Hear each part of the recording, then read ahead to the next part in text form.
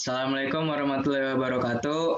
Perkenalkan, saya Sultan Muhammad Wahid Asyidah Hidayatul Muslimin dari kelompok 5 dan ini ada dua rekan saya yaitu Hegya Biwana Riswanto dan Khairi Riyandi Wibiantoro. Kami akan menjelaskan Al-Quran sebagai sumber hukum Islam.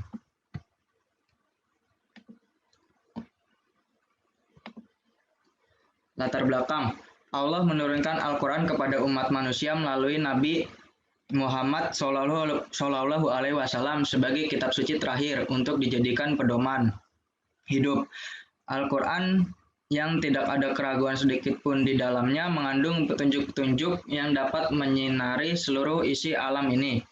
Sebagai kitab suci sepanjang zaman, Al-Quran memuat informasi dasar berbagai masalah termasuk informasi mengenai hukum, etika, sains, antariksa, kedokteran, dan sebagainya. Hal ini merupakan salah satu bukti bahwa kandungan Al-Quran bersifat luas dan luas. Pengertian Al-Quran. Pengertian Al-Quran menurut bahasa etimologi, Quran merupakan isim masdar, kata benda dari kata kerja qara'a yang bermakna tolak, yang berarti membaca, atau bermakna jama'a, yang berarti mengumpulkan atau mengoleksi. Pengertian Al-Quran menurut syariat terminologi, Al-Quran adalah kalam Allah yang ditunjukkan kepada Rasulullah Muhammad SAW melalui malaikat Jibril. Diawali dengan surat Al-Fatihah dan diakhiri dengan surat An-Nas. Membaca Al-Quran adalah ibadah. Nama-nama lain dari Al-Quran adalah 1. Alkitab, Kitabullah, 2. Az-Zikr, 3. Al-Furqan, 4. Asy-Syuhuf. Selanjutnya, slide berikutnya akan dibacakan oleh Hegya. Iya, slide ini akan dibacakan oleh saya, yaitu pembagian surat dalam Al-Quran. Yang pertama itu Asabi Utiwal, yaitu 7 surat panjang. Ketujuh surat itu yaitu Al-Baqarah ayat 286, Al-Araf ayat Al-An'am ayat Al-Maidah ayat 120 dan Yunus ayat 109. Yang kedua itu Al-Mi'un, yaitu surat yang berisi 100 ayat lebih. Kemudian Al-Matsani yaitu surat-surat yang berisi kurang dari 100 ayat. Kemudian yang keempat Al-Mufassal,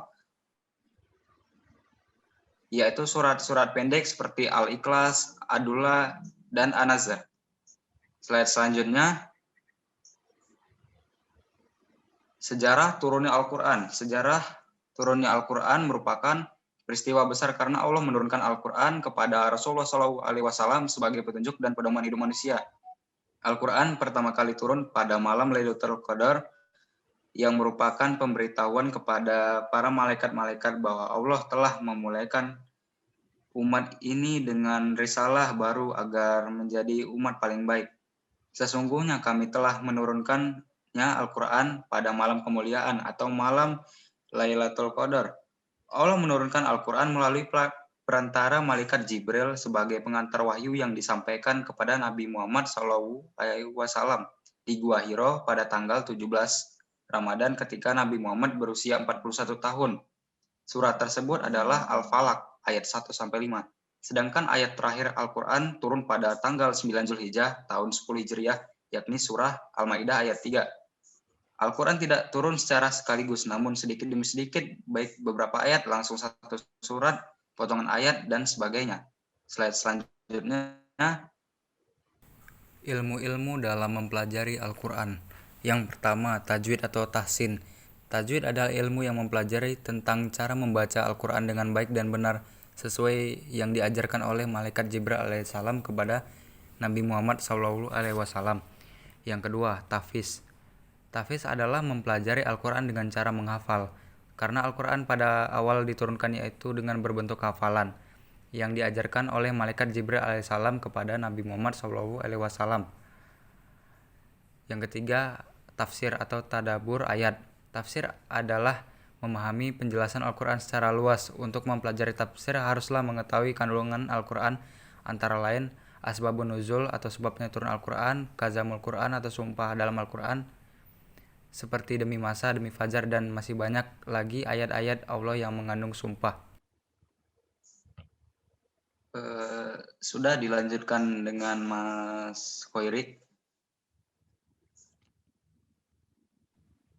Maka saya akan menjelaskan kelebihan dari Al-Quran, yaitu satu, Al-Quran memuat ringkasan dari ajaran-ajaran ketuhanan yang pernah dimuat kitab-kitab suci sebelumnya, seperti Taurat, Zabur, Injil, dan lain-lain.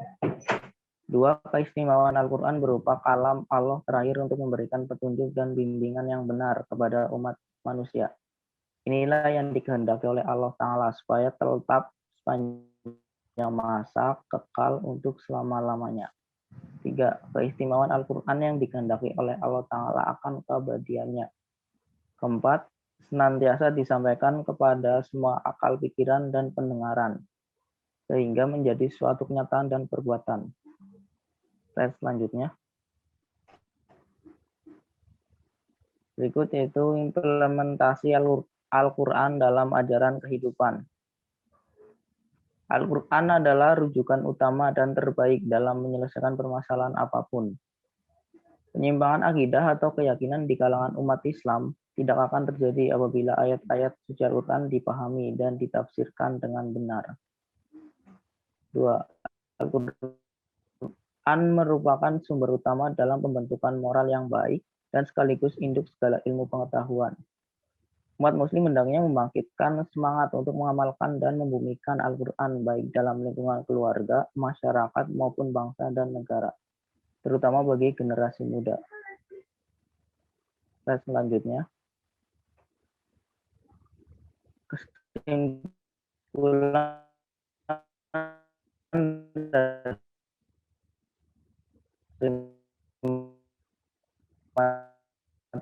dari ini yaitu Al-Quran adalah mana sifat Al-Quran yaitu budaya itu sebagai petunjuk. 2. Barang siapa yang hendak memahami kandungan hukum dalam ayat Al-Quran, maka wajib baginya untuk memahami sunnah Nabi. Hal ini